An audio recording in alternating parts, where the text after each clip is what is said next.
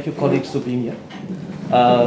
Welcome to the School of Education. If you've not been here before, our building is named after Neville Alexander, and we're very proud to have this seminar series in a building named after Neville, an activist and political second to none. You wouldn't like that mentioned even after his passing. But I'd like to welcome all of you here to a seminar titled The Pedagogy of Settler Colonialism, how early Jewish migrants to South Africa learned about leading a white man's life. We are very privileged, and I'd like to welcome, on behalf of all of us, Mitchell Jaffe Hunter, who works as a public librarian, building a culture of reading, relaxation, and access to information. He's also an activist, he's also a prayer leader, and a sociologist who builds radical Jewish community in South Africa. And as a member of South African Jews for the Free Palestine, SAJFP, he completed, let me read that again. He's a sociologist who builds radical Jewish community in South Africa, and is a member of South African Jews for a Free Palestine, SAJFP. My apologies. Previously completed his MA at the University of the Western Cape, we call it UWC, which theorized the historical transformation of Jews in South Africa from colonizers to colonialists through their mobilization of race and racism in the early 20th century. The abstract that Mitch has sent us reads, "What does it mean to lead a white man's life?" quote unquote. In the period of colonial state formation between the Anglo-Boer War and the establishment of the Union of South Africa, Jewish migrants fleeing racial violence, discrimination, and poverty arrived in South Africa and quickly went through a process of colonialist refashioning. Through involvement in the colonial economy, politics, and society, the young Jewish community learned, taught, incentivized, and coerced each other to adopt the subjectivity of white settlers. This session will explore the pedagogy of settler colonialism and lessons that still have to be unlearned. I'm really excited to be here, especially to think of pedagogy as something that we live in life, that socializes us, that we learn certain behaviors, and how society teaches us those behaviors, which we can then accept or reject. And I know there's a lot of Jewish activists and comrades throughout in South Africa, throughout history, who get a lot of praise. Jews have been very active in communist movements, in anti-racist movements, anti-apartheid movements, and Jewish studies loves to focus on them because it looks good. And we also like to study them because as Jews, they are some of our role models. So it's good to learn about them, and through them you can tease out some of these contradictions of resisting colonialism or resisting capitalism in our state. I've chosen not to focus on them. So if you hear a huge absence of any good Jewish role models, it's not because they don't exist or because I don't think they exist. It's just I'm focusing on the community the Jewish community that exists in South Africa and how it came to be like this, and why so many of us struggle to exist in that community, why the community tries to excommunicate so many Jews, and this is the history of the conservative mainstream community. So that's what I'm focusing on. Before I really start, I wanted to just ask just a show of hands, how many people would consider themselves familiar with Jewish history in South Africa? Sorry. Okay, cool. And before 1910, like pre-apartheid? Yeah, from reading the thesis. That counts. And then how many people would consider themselves familiar with like histories of racialization in general in South Africa? Cool. Okay. So bring that all to the table when we get into discussions. Jews aren't the only group who went through this type of process. So that's the particular expertise I have, but it's not unique at all. So when it comes to the discussions later, it'll be really interesting to bring everything into the room and into the discussion. So I just wanted to start with some context before I get into it. So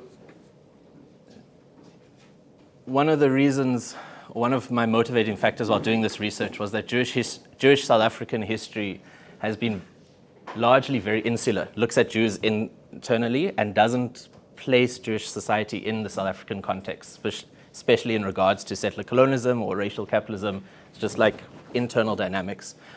And one thing I tried to do was correct that placement. And so just to start, in the 1800s, the British Empire takes over the Cape from the Dutch. It's 1806. That's the first time Jews are allowed into South Africa. Before that, they would have had to convert to Christianity. But that's a slave society built on the genocide and dispossession of San and Khoi people. There's an increased push for settler society that expands throughout the whole of the continent. So you have waves of Boer farmers moving into the inland parts of South Africa, extending the slave society throughout the whole land. The Jews who came at that moment were Anglo-German Jews, very middle class, very wealthy, fully a part of European society. And so they adopted, there's nothing unique about them compared to other middle class or very wealthy Brits who came down at that time. And the 1800s, it's the last century of the 250 years of wars of dispossession, stealing land from people, expanding throughout South Africa. And this is the context that Jews are going to start arriving into the country in. So when we get to the 1850s and then the 1880s, which is when Jewish immigration really kicks off, it's the last 20 years where the British Empire is completing its wars of dispossession against Xhosa, against Zulu, against the Tsonga. The Boer republics are completing wars of dispossession against the Venda, right up against the Limpopo River.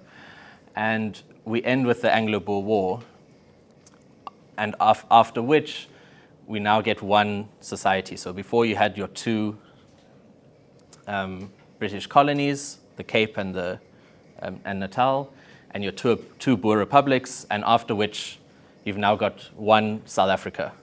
And this enters a period of colonial state formation. So now the colonial project shifts to try and establish what does a colonial state look like. And this is the period that the Jewish community, also by chance, is now formalizing, because you've now had 20 years of immigration, and the Jewish community is just now big enough to start setting up national organizations. And so in the exact moment that the state is formalizing and thinking, what does it mean to be a white society, a settler society, is the exact moment that the Jewish community is formalizing and saying, what does it mean to be a Jewish society? Who's going to be our representatives? What organizations are we going to set up? And it's happening at the same time. And so the mix of ideas and the material conditions are really, really interchanged. So the Jews who come here, we're going to move out of South Africa for a very brief second to Eastern Europe, because most of the Jews who come to South Africa from the 1880s onwards are from Eastern Europe, primarily from what's now Lithuania. It was all controlled by the Russian Empire, and Jews were restricted to life within the Pale of Settlement, Pale in this sense meaning a fence. So Jews were restricted to live in certain political boundaries in the Russian Empire. And these Jews were primarily, they were Yiddish speaking. Mostly in my thesis I call them Yidden, which is just the Yiddish word for Jew, plural. And so they were Yiddish speaking. They were agrarian, so either farmers or artisans or small traders. No professional degrees, not landowners. They weren't allowed to own land. It was all held kind of under the Russian Empire. And there had been a huge increase in pogroms, which is basically, it's a land dispossession in another form. So there were massacres. They were not state-sponsored, but state-supported or state-ignored. Waves of Russians who would go and kick Jews out of their settlements, wherever they were, and those would be stolen. So Jews were losing their homes, they're losing their businesses, at threat of violence, and just in a destitute state. Poverty was increasing and they needed to leave. And so they started going to the UK, and then to all the white settler colonies, to America, Canada, Australia, and here. On arrival to the UK, the British Jews didn't want all these Eastern European Jews in the UK because the Brits didn't want all these Jews. They were too poor, too old-fashioned, looked raggedy, unclean, really a lot of mostly classist discrimination. And the British Jews, who were fairly wealthy, they realized they were going to be held together. And so the British Jews were trying to kick all the Eastern European Jews out of London, and so sponsored a lot of people to move, gave people boat tickets to go to the colonies, wherever. And so that's how some of those Jews come to South Africa. This all comes, so if we come back to South Africa now, we've got a small population of Eastern European Jews arriving in Cape Town and in Johannesburg mostly, but also traveling around the country as smos, as traveling peddlers, because they can't, at first they don't have a profession, don't have lawyers or doctors or something like that, and not coming with money mostly, so don't instantly get land, but started small with a small loan, and it's also who gets access to getting small loans, would buy some goods, put it in a backpack, go and sell it. Off the profits of that, maybe get a donkey. You can now carry a bit more. Off the profits of that, get a cart, horse and cart, and that's the economic push up. And from there, wealth starts accumulating. And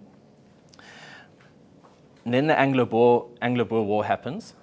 So that's just across the turn of the century.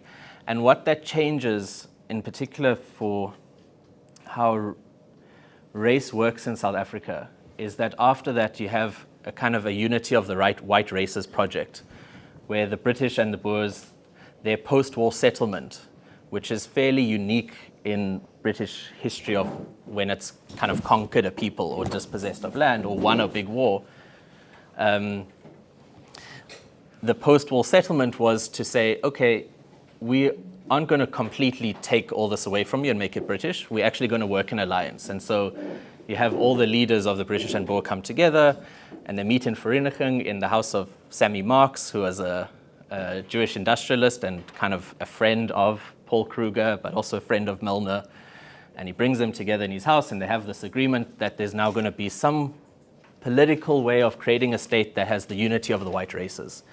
And what that means for Jews is that this is one of the only colonies where Jews don't have to fully assimilate to British or English culture, because there's space in the South African frame of whiteness for many forms of white people to exist with their own national objectives, with their own culture or religion, but can still act as a political unit for white supremacy. And we hear Biko later say, decades later say, that white society is a homogenous thing, all supporting white supremacy. And that comes from this agreement just after the Anglo-Boer War, saying you can be different in how you behave, how you talk, what language you do, how you pray, all of that, as long as we agree that there's a unity of the white races as the supreme race. And Jews find a space there to slot into. So President Smuts says in 1919, slightly later, that South Africa will be of composite character, including Dutch, English, German, and Jews, and whatever white nationality seeks refuge. All are welcome. So that's kind of the unity of the white race kind of project. When Alfred Milner, who was the High Commissioner at the time, he spoke to the Transvaal Board of Deputies. So before there was a South African Jewish Board of Deputies, there was a Transvaal and Natal Jewish Board of Deputies and a Cape Jewish Board of Deputies. We'll get to them later. But Alfred Milner was speaking to their conference, to their founding conference, and he was saying that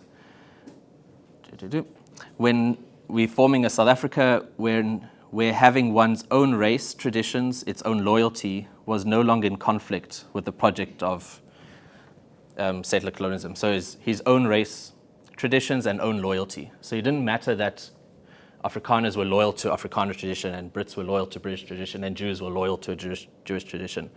They're forming a society that can hold all of that.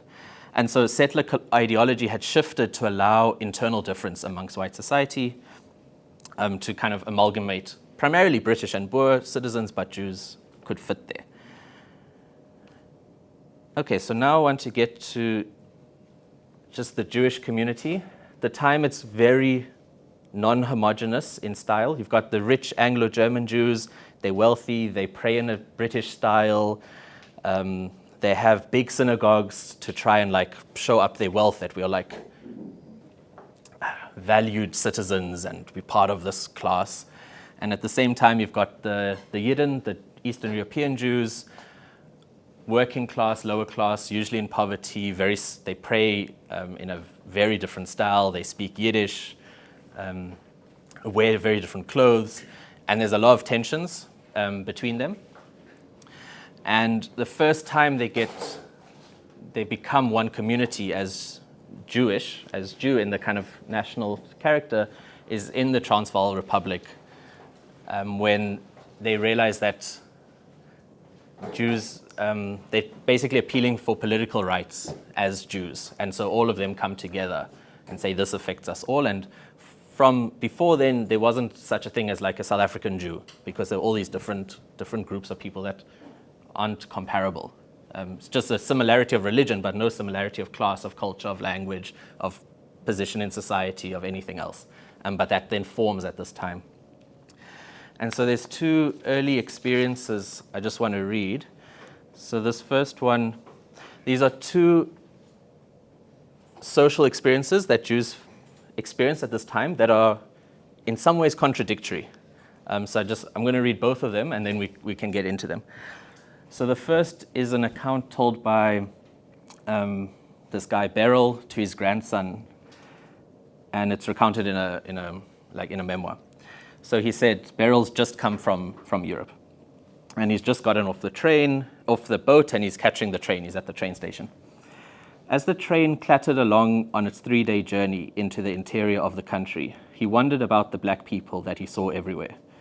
These black people, as the man at the docks had called them, there's a word I'm not going to repeat, he had never seen black people in Russia. It was clear to him that they were second-class citizens here. The whites spoke to them always with a tone of command in their voices, and they did all the physical work. They had an attitude of deference towards white people. When Beryl had walked along the sidewalk towards the train station, there had been some black people there who had quickly stepped aside to make way for him, averting their eyes. He was astonished. In Russia, nobody would have stepped aside for a Jew. So Beryl, like many Jews who've stepped off the boat, instantly find they've moved class. Their social positions instantly transformed. In Russia, nobody would have stepped aside for a Jew. Here in South Africa, instantly. You can straight away notice there's a new racial hierarchy at play, and the position that you're in is different. At the same time, this is an article in the Cape Times about a Jewish fish salesman in Kalk Bay. This is from 1902. And this article quotes, "A disreputable-looking group of the parasites of the social fabric, standing a little apart, conversing in a gibberish of mid-Europe, bare-legged, fowsy-headed, shifty-eyed, and nervously sharp, ready to pounce upon the rough-handed sons of the seas as they come to land." And similarly, an article from the Star in Johannesburg. "There's an evil in Johannesburg which every citizen should aid in representing to the responsible authorities, with a view to its eradication, or at any rate amelioration. There is in our midst a community of some 4,000 or 5,000 Jews. They abhor law and order, and as for cleanliness, well, that is an unknown quality among them. The sooner they are sent out of the town, the better for all concerned. Failing this, the town may be visited with an epidemic which will cost many valuable lives." So these Jews are instantly recognizing then a new position in the racial hierarchy, in this colonial setup, and at the same time, at the receiving end of a lot of anti-Semitism from within white society. And so this is at present all the time, and it really shapes, I think, what the Jewish community how it establishes itself going forward after this. So on the first example, that's the material conditions of being a colonizer. So regardless of what ideology or perspective or your lifestyle is, you're from Europe as a settler in South Africa, you're a colonizer, you exist on stolen land, you benefit from racial hierarchies, and this material conditions shapes your life and how you move about. And so that's in the case of the law. So any law in South Africa that said who can and can't buy land, if it said a white person can own land, a Jew could own land. Who can work what jobs, Jews fitted into the category of white when it came to which jobs you were allowed to work or not work. It came to banks offering mortgages only to white people, Jews also could receive mortgages. So in the law, in politics, Jews could naturalize, they could vote, they could stand for election. There's actually about 4 Jewish mayors in 1 year across South Africa in 1906, if I'm not wrong. And I think 7 in this period. So you have a Jewish mayor of Cape Town at a point, of Johannesburg, of Bloemfontein. I might be wrong about Bloemfontein, but somewhere there in the Free State there's a Jewish mayor, in Durban as well, and could vote and stand for elections. So in terms of law, economics, politics, who can vote and stand for election, Jews fit into this white category, or European category, however it was framed. So that's the material condition. And then the social world around them kept getting accused of being dirty, shifty, doing illegal things, this and that unwelcome in the social clubs, and excluded from a lot of the parts of white cultural society that kind of indicates, okay, you're an upstanding citizen. And this is also shown, this isn't only from maybe a few people in the press here and there, it also came through in the state. So we've got the district surgeon for public health who was responsible for immigration. So he had some power that he could make. So the district surgeon reported in the Public Health and Sanitation Reports, this is 1901, dwellings of the Jewish community are much overcrowded and ill-ventilated. These people herd together and overcrowd to an alarming extent. They're exceedingly afraid of fresh air and ventilation and close every aperture in their rooms, notably when they have any illness. Their mode of living is objectionable and dirty in the extreme. It continues like this, paragraphs and paragraphs. I cannot too strongly denounce the state of affairs and express my emphatic opinion that strict supervision should be given to this very undesirable class. And so while Jews are living with this material conditions of colonial life, at the same time, these anti-Semitism and classist aspersions are provoking huge anxieties amongst them, that their status is not secure. It's a contingent on goodwill. Now, whether this is true or not is obviously a completely different thing, but in their minds they think, okay, we've just come from a place where we were poor and couldn't buy land and had to live in a certain place, and we were discriminated and outcast, and now we've just moved here 10, 20 years later, new immigrants, and we're hearing the same stuff. It's now good, but will it stay good? And this anxiety provokes a lot of action, and that's what we're going to get into in the second part of how do they try and live up to this character of being good colonial citizens.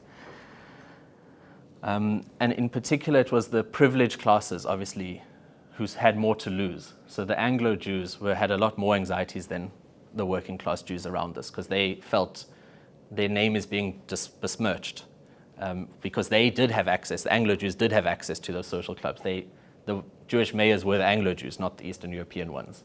And so they felt, okay, we have something to lose, and they led a process of socialization within the Jewish community to try and prove their worth, to be white in the right way. As you started speaking, brought me straight to something Fanon said in Black Skin, White Masks. He said, the Jew can be unknown in his Jewishness. He is not wholly what he is. One hopes, one waits. His actions, his behavior are the final determinant. He is a white man, and apart from some rather debatable characteristics, he can sometimes go unnoticed. And then a few lines later, one only has to not be black. Granted, the Jews are harassed. What am I thinking? They are hunted down, exterminated, cremated. The Jew is disliked from the moment he is tracked down. But in my case, everything takes a new guise. I'm given no chance. So that's as soon as he's tracked down. So that's the, as you're saying, it's the lifestyle. Like how do you live white? And that links directly to that question of how are Jews moving through to not be tracked down. Yeah, a lot negotiated. Some of that it will come up in the next session. It's very hard in the archives to get any records of how Jews related specifically to black people. There's a lot about Jews and Indians, comes up a lot in debates in the Indian Opinion and which was the newspaper, and in the South African Jewish Chronicle. They're debating back and forth about different things, sometimes on the same line, sometimes contradictory. Searching the Xhosa press for mentions of Jews mostly turns up articles about Old Testament, like a historic, biblical opinion. You do get found a few comments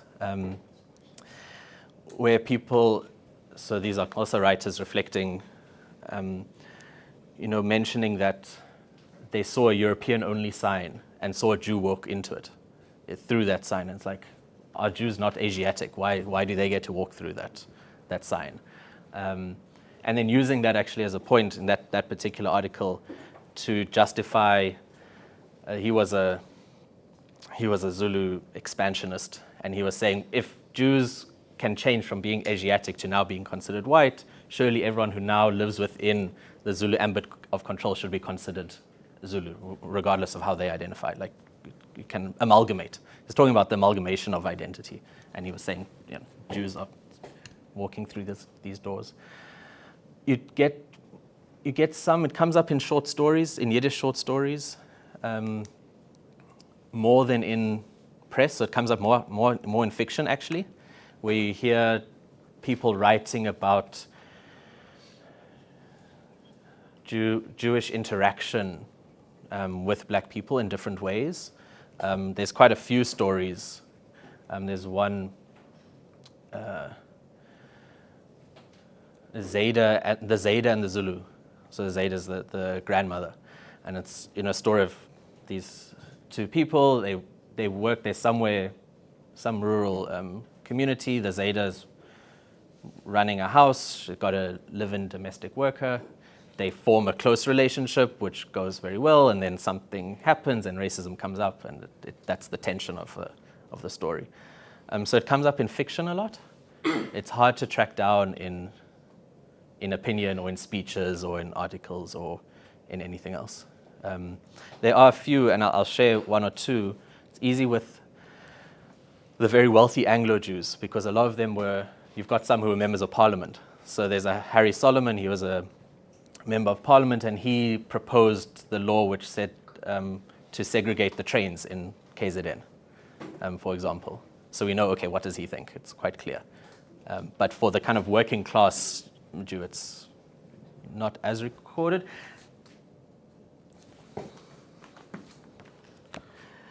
This is a book of memoirs by N.D. Hoffman. He was the first Yiddish writer to publish a book in South Africa.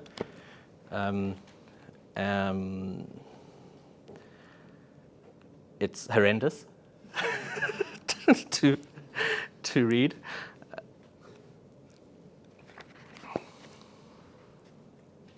I'm not going to read any of it. He basically just regurgitates racist opinion about various South African communities, completely you wouldn't know that he's Jewish or not Jewish. It's just a reflection of white societal beliefs. I think we want to now shift our gaze to, or rather from, the idea of the origin of the South African Jewish community. And I think we want to bear in mind as we transition to the second phase, that the idea of South African Jewry coming into the country really is a contest for acceptance in a South African situation which is also in flux. It is largely anti-black. It comes from a 300-year history of colonial oppression at that point, and white union is beginning to emerge. White Afrikaner Union and the Anglo sector of British colonizers at the same time. In other words, what we've tried to think about, with Mitchell in this, in this section of the discussion, is the racialization of this group of people coming in. What has been significant has been the preponderance of class that has emerged in the questions, where instead of race being the primary focus of the questions coming from the floor, it has been around class. What we now want to do is we want to think with that and hold that, but move on to now, instead of the partial assimilation and the full assimilation of the largest group of Jews in South Africa being established, we now want to think about the concept colonizer, to think about that concept as we take it forward in terms of the South African Jewish story, as told by Mitchell. Mitchell, it's all yours. As told by me. So just to start, as you can hear, I'm not doing a theory-heavy talk at all. But it's not external society, it's internal education, it's patronage networks, it's policing and surveillance, it's exclusion of people who can't be socialized correctly. And so that's what the next kind of story's about. So first I'm gonna touch on just economic aspect, which we've spoken about a little bit, but there's two things here. One is about property ownership, and the other is about racialized labor practices. So on property, to be allowed to own property was a completely new experience. As I said, Jews weren't allowed to own property in the Russian Empire. So this was the first time that many Jews could own property. And obviously many people found that it granted an instant kind of security, status. It was like I'm free, I can finally own some land. And that land provides that idea of being someone who's got status, who's secure in their land, who's stable. It required very little capital, because obviously the colonial state wanted more settlers to own land. Mortgages were provided incredibly cheap. So you have, there's someone, Yehuda Leib Shearer. He was a cantor, so he led services, and a shochet, a butcher. He did kosher butchering. And he came down to work in a synagogue here, got moved around synagogue to synagogue, all sorts of politics we don't have to get into, but fairly poor. He had very kind of working class life. He also sold sweets sometimes, didn't go anywhere. But he could get a mortgage very easily because he was white, because mortgages were offered to white men you didn't have to pay up, everything's there. And so he bought a piece of a house in District 6 where many Jews were renting, but he managed to buy a house because he had a stable income, even though it was minimal, which his wife Gela ran, and she was a really good businessman, and so eventually they had 11 houses, 11 properties in District 6, which they rented out to Jews, but also to everyone. We know District 6 was incredibly diverse, and everyone was sharing these properties that Shearer owned from these easy properties. So he very quickly became someone who's now a property owner, and actually they lived off the rentals. He still had his small job running services, but that was the main thing. They later went destitute, so he didn't maintain the properties, but just about how easy it was to become propertied if you were white, and then to become an owner of many properties. And we see this if you were started out richer, and especially the Jews in Johannesburg, because remember, Johannesburg only starts in the 1880s. So Johannesburg is one of the only cities in the settler colonial world where there were Jews right at the start of the city. All other cities that Jews go to, Cape Town, New York, Sydney, wherever it is, there's already an established class society. Johannesburg was fresh land because they had just been appropriated. So you've got very wealthy Jews who buy big portions of Johannesburg. So if anyone knows Kensington in Johannesburg, Langeman Drive, the entirety of Kensington was a plot owned by Langeman, who was a wealthy Jew. He made his money from the mines. He bought the entire plot, subdivided it, sold it, and we have Langeman Drive. And Rosettenville, also Rosettenville's piece of land. And you've got quite a few of these Jews who've made money in the Free State off the diamond mines, buying plots from Afrikaans farmers, subdividing them and selling them off. And so you get lots of, when I was looking in the Jewish press, I saw a lot of adverts for properties, advertising. Come buy this stand, only £2 or £5 or whatever the money was at the time. So lots of advertising to try get Jews to buy property. And what we see there is that, and we're seeing it obviously now in Palestine, just over since the Nakba to the present, but this continued expansion of the settlements in the West Bank over years, taking of more land from around Jerusalem, settlements completely surrounding Bethlehem and Hebron, and now with the genocide in Gaza and invasion into Lebanon, we very quickly see adverts from property developers saying there's new land in the coast of Gaza or new land in the south of Lebanon that's going to be, if once this is done, it's going to be available for sale. And we see this, it's a settler colonial experience of settlers being like, oh, land has been dispossessed, it's now available very cheap, and this ownership of the land creates a huge ideological commitment. So from settler colonies to Palestine, building a sense of Jewish freedom and security on top of land dispossession and the expulsion of people is a key motivator for supporting colonialism. So obviously if you're not supporting this, you're not going to get it. Whereas, as Memi said, for the colonizer, the more freely he breathes, the more the colonized are choked. A similar thing now in labor practices, and I want to start off with a story.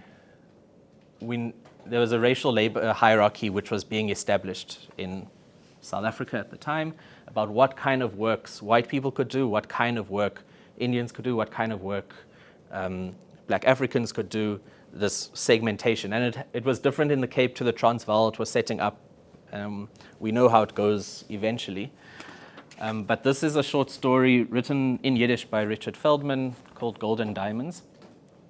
And it's about this Jewish immigrant. He had just arrived, dirt poor. He was sent just enough money to clear the customs house, but is now broke.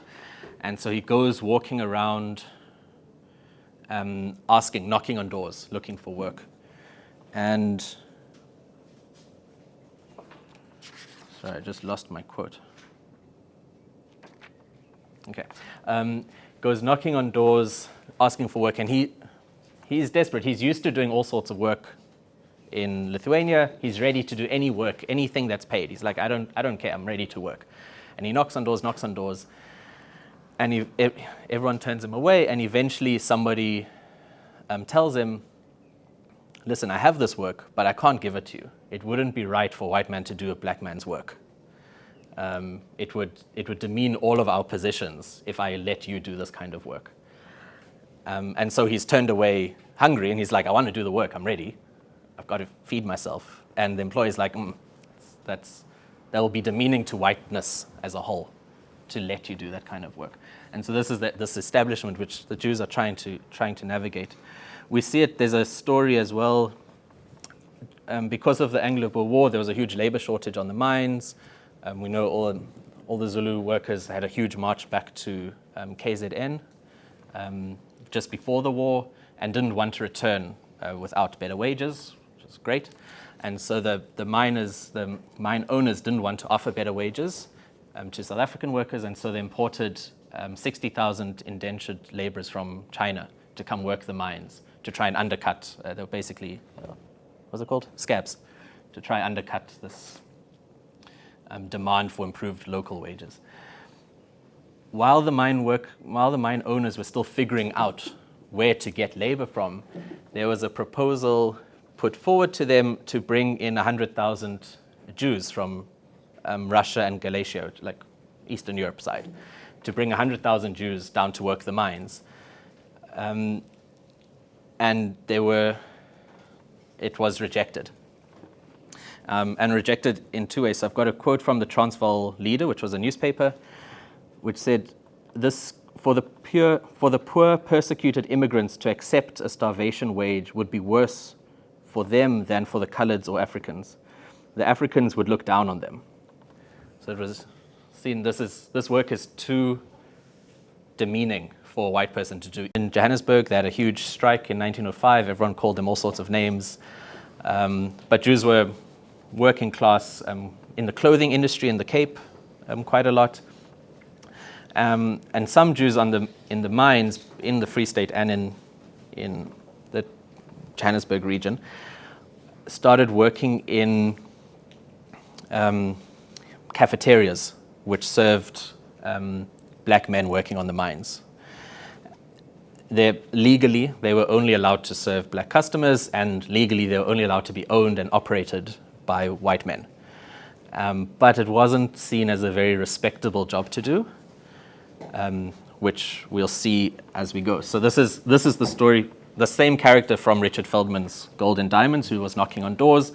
He then meets a friend of his and who owns one of these cafeterias and who gives him a job. So it was a restaurant for black laborers. It was the very ugliest place in which people could eat. It was dark and dirty, the foul stench unbearable, nauseating to the point of fainting.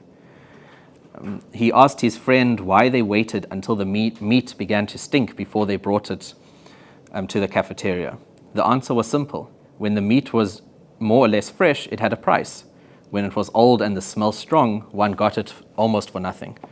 And according to the understanding of the eatniks, the people who worked in these cafeterias, nothing was too bad for the blacks. One did not regard them as people. They did not receive even the consideration which every owner showed his horse. The character later says, one grows accustomed to everything.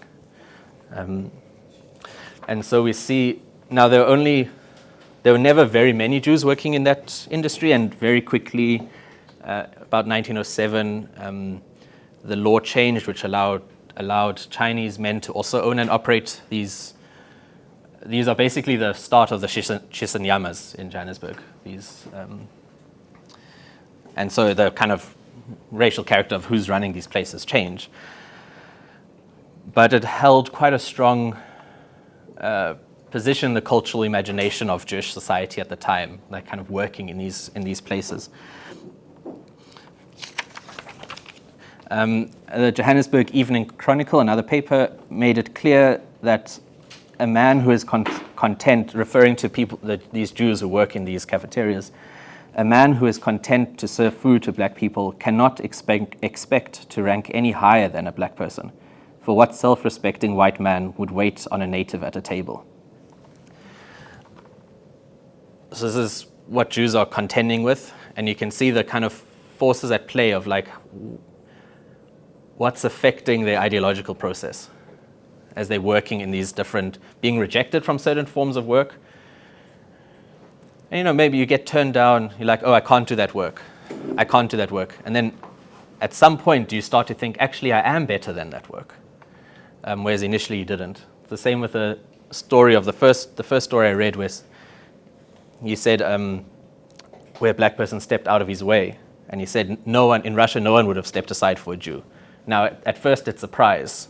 It happens again. At what point does it become considered normal or like unnoticeable? And at what point does it become considered, actually, maybe I'm being stepped aside for a reason. Maybe there is something superior. And it's like, just think of the ongoing and everyday nature of being in this political position. So Joseph Sherman, he argued, he was talking about this experience of Jews in labor, argued that the skillful exploitation of South Africa's social economic system could raise the white working class Jew above the despised black laborer and enable him to compete for power with the governing non-Jews. However, to rise by virtue of race above the lot that for most Jews had been inescapable in Eastern Europe meant siding unequivocally with the exploiters. It meant first learning through daily racist interaction to despise, as they themselves had once been despised, the majority of the population who were defined a priori as inferior. Then it meant learning to master an entire range of dishonest practices in the hopes of eventually escaping the bondage of being an exploitee for the freedom of becoming an exploiter oneself. So that's the economic aspect. I'm going to shift now to communal aspects. I wonder, should we take a question about economic aspects before I move on, or should I just keep going? Keep going, cool. Okay, so shifting now to communal organizations. As I said in the beginning, this period is the time when the communal organizations that we know of today, Jewish Board of Deputies, the Zionist Federation, the Chevra Chadisha, which is a burial and welfare society, they operate mostly only in Jewish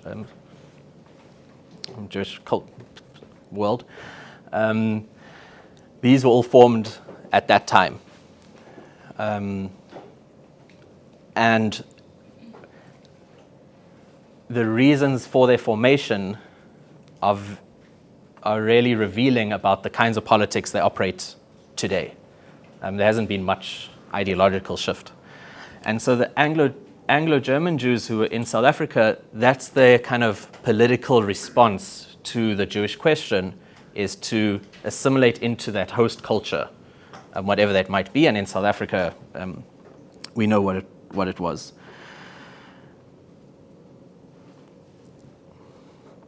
So the Transvaal Leader in the Transvaal Leader, one of the newspapers at the time in 1899, they have an opinion piece completely denigrating Eastern European Jews, and then they make the point that these low-class Jews were spoiling the name of the clean-minded and honorable Jews. And you get this coming up. They're not the only ones to say that a lot of the kind of white public is saying all these Jews we don't like, they're spoiling the name of those Jews that we do like, the kind of much more anglicized middle-class ones. And so the middle-class Jews, I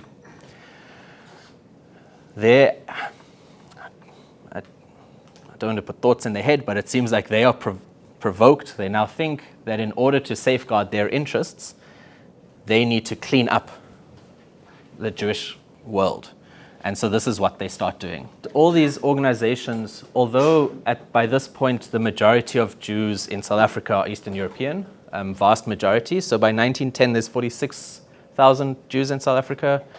It had been growing about 5,000, 6,000 a year throughout the previous decade, whereas the Anglo-German Jews were always very few in number. However, all these organizations were run by the Anglo-German Jews, even if their membership was Eastern European Jews.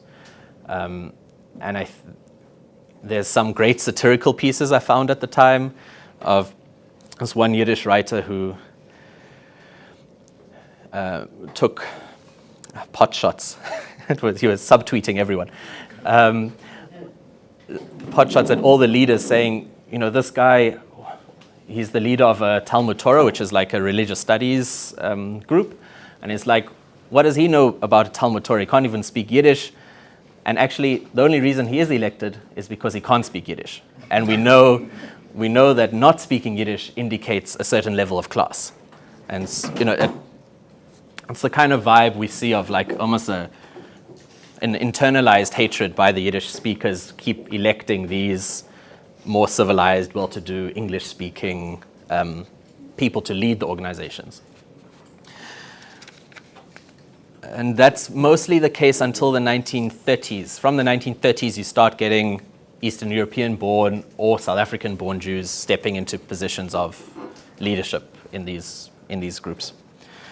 Cool. With that context, we'll start with the Zionist Federation. So that's the South African Zionist Federation. They are the first and oldest national body of Jews in South Africa. they predate any other national formation of Jews. They were established in 1898, so before even South Africa was one country. Was still 2 colonies, 2 republics. The South African Zionist Federation was established to cover the entire border. And they were formed from 12 pre-existing associations. And by 1905, there were represented 70 different Zionist organizations which were present in South Africa, incredibly active. Lots of effort put into them. And they were fairly unique in the world in terms of how Zionist organizers related to the Jewish community. So only in South Africa was there one Zionist federation. In the States, there were 3 opposing ones. They had slightly different ideologies of the approach to Zionism that they took. Similarly with Australia, similarly with the UK, there were many kind of opposing Zionist organizations, and they all mostly focused their work on Zionism in those other places because they had established Jewish organizations that focused on Jewish life. In South Africa, the Zionist Federation gets set up first. It's the only one of them, and so it maintains a hegemony of Zionist thought in the country. And because they predate groups like the Board of Deputies or the Chev, which is the welfare, or the Philanthropic Association, or all these kind of welfare or synagogue arrangements, they take very seriously Jewish life in South Africa as well, which only furthers deepens their links to the Jewish community. So the first kind of topic I want to touch on is naturalization. So that Jews arriving aren't automatically citizens. You have to naturalize because they're immigrants. They're allowed to naturalize because they're white, but whether many didn't bother naturalizing. It had no material benefit to them. And so there was quite a push to get Jews to naturalize. And at the first Zionist Congress in 1905, they actually all 70 organizations unanimously committed to promoting and supporting Jews naturalizing as South African citizens, which when I first read out, it confused me, because surely they want Jews to move to Palestine. Their goal was creating a settler colony in Palestine. Why promote naturalization here in South Africa? And when I was reading a bit more, I found a new set of archives, did a bit more theory reading.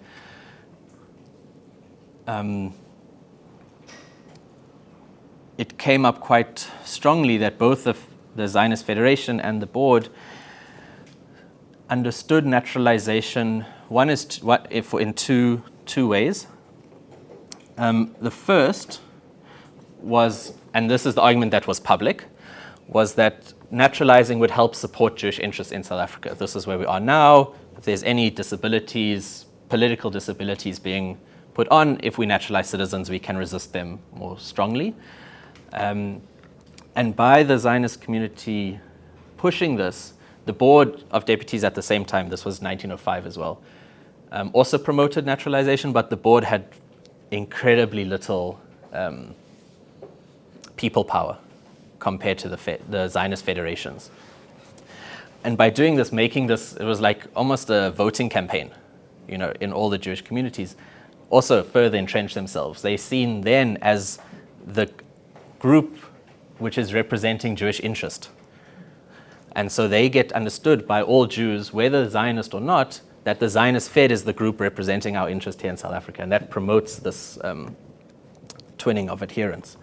The second, which wasn't said as clearly, was that participation in democracy, a white man's democracy, very clearly. A short aside, so Buchan, who's Alfred Milner's personal secretary and later governor of Canada, Milner being the High Commissioner in South Africa at the time, so Buchan wrote, "The only justification of democracy is that it clears the way for superiority. Remember, our democracy is a white man's democracy." No. I thought, should I read it again? "The only justification of democracy is that it clears the way for superiority. Obviously, he's meaning a democracy of white men, which he just clarified. His argument later in the text, it's democracy amongst whites increases a political settler, the power of a settler community to have superiority over everyone else. Whereas like an aristocracy of whites, then the white working class aren't implicated as much. And so white society wanted all white people to naturalize, become part of democracy. And the board and if I say the board, I'm saying the Jewish Board of Deputies, and if I say the Fed, I'm saying the Zionist Federation. Just sorry, it's gonna just come as the Fed. The Zionist Federation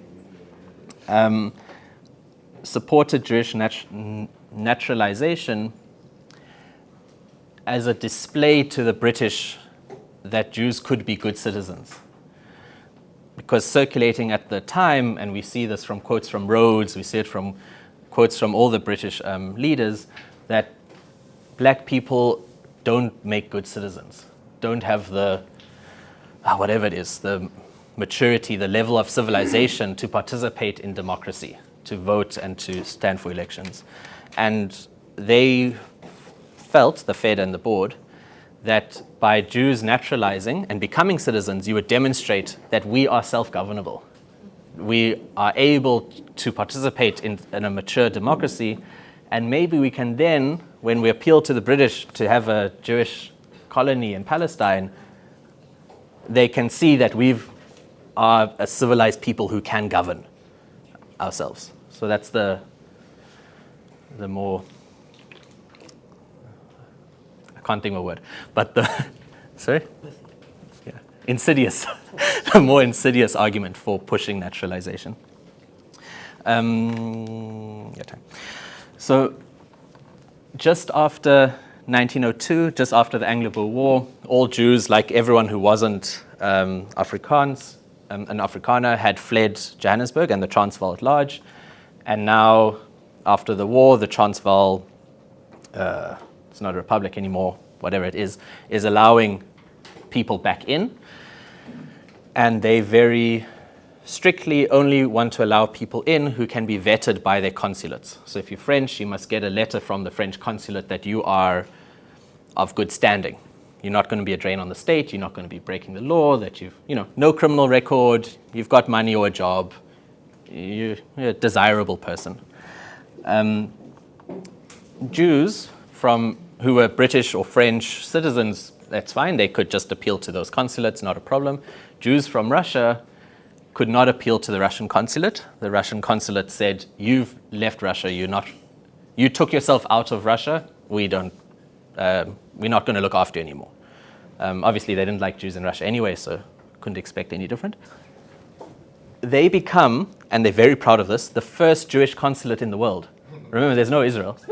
There's no state of Jews, but the Zionist Fed gets to become the first Jewish consulate in the world. And when they go to the World Zionist Congress a few years later, they are praised by Herzl and by the kind of entire, they applauded of being the first Jewish consulate, of achieving the status. Now, what do they do with it? So they vet any Jew who's returning. They check, what's their history of criminality? Do they have money? Do they have this and that? They do the work of a state. And they allow back in, it's about like 13,000 Jews. Also, imagine the amount of organizational formalization and effort to have enough people to vet 13,000 plus people. But they also turn down some people's applications. Now, some people who they turn down, it's obvious, people involved in illegal diamond smuggling or in illegal liquor trade. As all communities, Jews had their fair share of crooks, and they get turned down. But they also turn down anyone who is undesirable, and so it's a word used a lot at the time, undesirables. And undesirables can include everyone from people who don't have money to pay for their life. So this is whether you are a candidate to work for the capital economy, whether you have money. It could be if you were disabled, mentally or physically, whether you could write, if you were literate. And it could also be if you're a rabble-rouser. Now, they didn't keep close records, but it's fairly... I don't think I'd be overstepping to say that they turned down a few rabble-rousers who were going to be political problems for them. And every year there were Jews who got illegally into the Transvaal. About 500 Jews snuck into the Transvaal every year, circumventing this process, which the board, this is the Fed, which the Fed accepted their deportation when they were found out.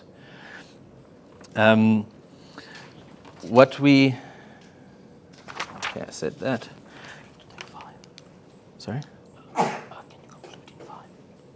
Yeah. Yeah, cool. So I'm going to move, so that was the Fed, the Zionist Federation. I'm going to move to the Board of Deputies.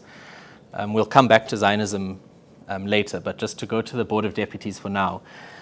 So it started off, they formed separately. There was a Board of Deputies of the Cape Board of Deputies and the Board of Deputies for the Transvaal and Natal. There were two separate formations, formed very similarly.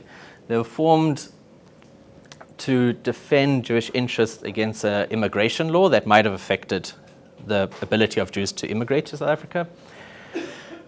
There's a long backstory to this, but basically settlers in the Cape were unhappy with the amount of Indian people immigrating to Cape Town, or to the Cape in general.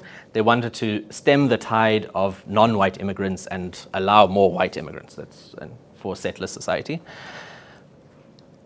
They developed but the British Foreign Office, whatever they were called at the time, in London, had called at more or less the same time all their governors to London to basically say, don't put anything in law that specifically targets Indian people. Reason being is because there was huge potential for uprising in India at the time. And so they were conscious of not doing anything that would provoke resistance in India. So all the colonies had to come up with laws to target Indian people without mentioning. And so they adopted a practice which had been developed in the US around voting laws to try and make a white-only vote without saying so by use of literacy. And saying you could, so in the States it was you can only vote if you're literate. What literacy meant was left up to the official. And so there's records of white people coming in and being asked simply to write their name and kind of scrawling it very messily and saying, oh, you can write your name, you're literate, cool. And black people being asked, please write the first passage of the Constitution or some law, which is like 10 lines, and writing it and like making only few mistakes and saying, oh, you're not literate, you can't write our laws, so how can you vote? And so when these laws are left up to the individual, although the law maybe doesn't seem racist on the surface, it's giving power to the individual official to apply their racism in a way that's not detectable in the law.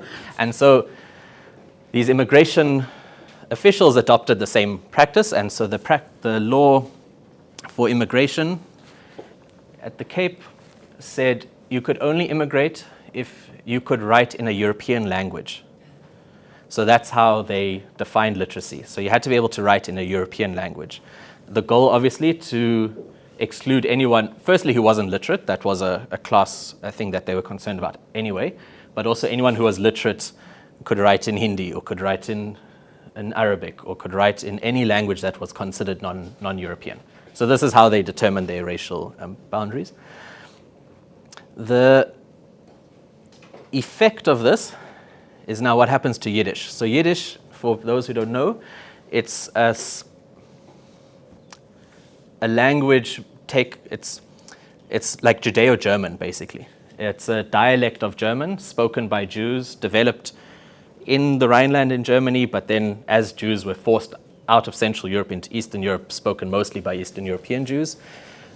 So it's very similar to German, with some Hebrew influence and some unique words.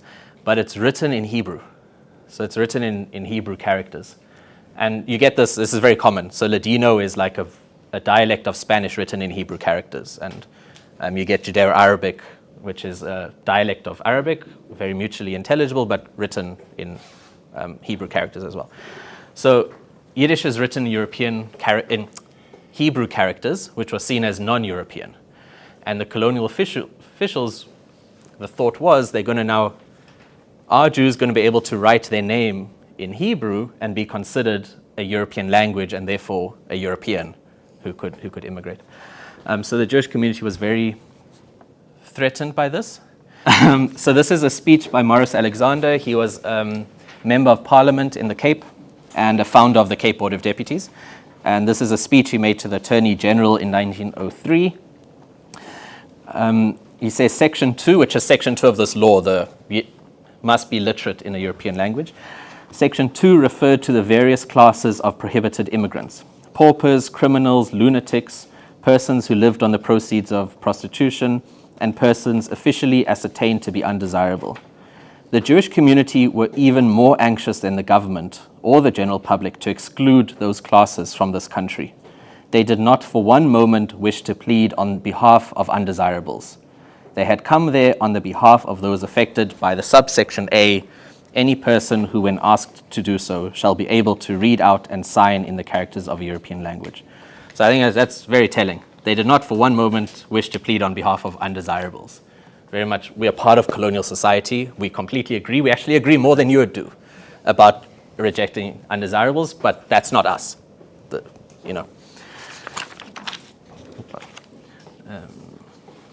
So, and this approach, it's actually fine. Yeah, thanks. This approach, thank you, came through all their activities. So, for example, there was a lot of sex work happening in Johannesburg. Obviously, there's lots of mines. It's a new place, lots of single men. It's a perfect place for sex work, some of which was voluntary, some of which was sex trafficking. And it's hard to distinguish when it was voluntary sex work and when not. And Jews had been classed, and this is throughout the colonial world, a lot in Argentina as well, but in the UK, Jews were scapegoated as the pimps who were stealing white women to take them into the sex trade, and thereby threatening the racial purity of the white race. And it was Jews who were doing this. And this kind of argument comes out in anti-Semitism today of, when the shootout at the Tree of Life synagogue, the person who did that shootout accused Jews of being the ones supporting immigration and letting in immigrants and destabilizing the racial purity of the state. So this is Jews as kind of letting in the other, as being this kind of doorkeeper. And so the police did a lot of obviously trying to catch Jews to send them back, and the Board of Deputies were very anxious to show that they were on the side of civilization in this case. And so the Board of Deputies actually set up community watchdogs to surveil all working class Jews, take photos of them, establish profiles, and submitted those case documents to the police, who then arrested people and with the Board of Deputies' support, deported them. So they've set themselves up as a watchdog of the state, and they're adopting the technologies of state power, surveillance, and deportation. They also surveil all single women who are coming into the Cape and into the Transvaal to judge whether they were likely to become sex workers or if they were vulnerable to be trafficked. So remember, there's a tenseness here. So if they're vulnerable to be trafficked, obviously support is necessary. If they're coming there voluntarily to do sex work, now it's an overstep. It's hard to know which case is which. But very involved is, once again, it's the surveillance. Anyone they found that they thought, actually, you at risk of bringing down the name of Jews in this area, they deported, they assisted, because this wasn't a state deportation. They basically were like, we don't want you here. We're going to pay for your trip back to London to the Jewish Society for the Protection of Girls and Women, which had houses to rehabilitate Jewish women who were becoming undesirable. So it's, once again, it's the internal policing and patronage that's happening. Similarly with, yes? Is that Jewish women specifically? Jewish women specific. Jewish women. This is the Jewish Board of Deputy cleaning up the Jewish community. What year is that? This period. It's 1902 to 1910. It extends a bit later. It extends later as well. Yeah. Similarly with liquor. So at the time in the Transvaal, it was illegal to sell alcohol to black people, but obviously the sale was still happening, underground economy, and Jews were scapegoated as being the white people who were doing the sale.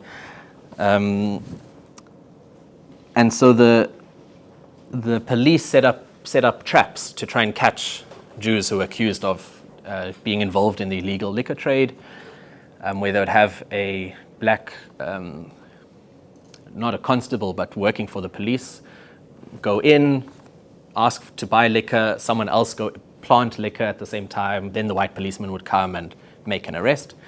And the board was very concerned to not let this happen too much, because then it's like, oh, Jews are the ones breaking all these laws. That doesn't look good for us. And so they did a lot of support for poor Jews who couldn't make it work. So there's one woman, Hannah Wolf, who she owned her husband was a trader, so he wasn't home all the time. When he was home, he was very abusive. She had a few kids, couldn't feed them. She appealed to the Board of Deputies for some financial support, which they gave her. With it, she started up a small shop. It wasn't quite enough, so she did start selling liquor, and she was caught and accused. And the Board of Deputies set up, to support all these people accused of the liquor trade, a legal team. And this legal team, Max Langeman of Langeman Drive, Harry Solomon, who was a mine owner and the MP who put forward the law to segregate the train system in KZN, Manfred Nathan and Richard Rosenthal. And they're all mine owners or property developers or lawyers. Those were their professions. They were all elected officials at some level of the state, whether local or national. They were also all on the chairs of either the Board of Deputy or the Zionist Federation or the synagogues. So these are top of the colonial kind of class and the political class and Jewish institutions. So they set up this campaign and this legal team to represent everyone. Yeah, I'll wrap up now. And Hannah Wolf, basically, it turns out Hannah Wolf was selling alcohol illegally, and so they withdrew their support. They said, "Your statement and that of most of your witnesses were untrue. You had been warned repeatedly by authorities, and they had been trying to mislead the gentleman who so kindly took an interest in your welfare and everybody else concerned. I hope this will be a warning to keep you out of trouble in future, and you can accept my assurance that this board will not trouble you again." And here's the important part. "We exist for the purpose of helping in deserving cases, not to assist offenders against the law, and will certainly not be imposed upon you again." So this is the Board of Deputies. They're not there to assist all Jews, Jewish interests. They're there to assist the right kind of Jew, which they do through patronage networks, supporting, helping, bringing people economically up, supporting Jewish interests at the political level. But any Jew who's unwilling or unable to meet the characteristics of living a white man's life, get out of here. Either we'll deport you, we'll assist the state in deporting you, we'll pay for you to leave, we'll withdraw all our support as a threat. And so that's the internal policing and patronage networks to try and shape sensibilities. So he's saying we need a Jewish educational institute not to teach Jewish education, but to take Jews out of the streets where they're mixing and put them in white-only spaces, Jewish-only spaces, but white-only spaces. And we see, King David in Johannesburg, the King David schools, and Herzliya down here, very much operating from this mode as enclaves of white society. It's a Jewish school, but just so happens because of the racial character of Jews in South Africa, which isn't the case in other parts of the world as much, it becomes a white-only enclave, and then what the ideology that permeates there. Similarly, the Jewish orphanage. Jewish orphanages at the time operated as boarding houses, so if you're a single parent or a parent who traveled a lot, they would drop their kids off at the orphanage at about age 3 or 4, and then basically come visit them every now and again, and then collect them back when they were 10, 11, and could start helping around the house. So it was actually a common practice, not only Jews were doing it. So a lot of the kids in the orphanage actually had parents, just who weren't in the city with them. Before the orphanage was set up, or because there was only one orphanage, a lot of Jewish families, single-parented or just they were traveling, so couldn't take young kids along, would make arrangements with a black woman living on the outskirts of Johannesburg to leave the kid with them and pay them a certain amount and basically make an arrangement where that black family looks after that child for some money, which was a done thing. But the orphanage, they went on routes to check if there were any Jewish kids not being supervised, and if they found a child being taken care of in a black home, would basically abduct the child, take them into the orphanage without the agreement of the parents. And then when the parents came to collect the child, when they've come back to Johannesburg, they're like, where's the child? Been taken by the orphanage. They go to the orphanage, I want my child. Say, no, you're not capable of looking after your child. You've left them in the care of a black woman, not in the care of other Jews. And so this is also the extent of socialization happening from children. And obviously now those children are going to grow up with a different, they're being exposed to different beliefs than if they had been still on the street, still in a family of a black house, etc. I think I'm going to pause there because Can I take 5 more minutes? Of course. Okay. I said I was going to come to Zionism, so I can't not.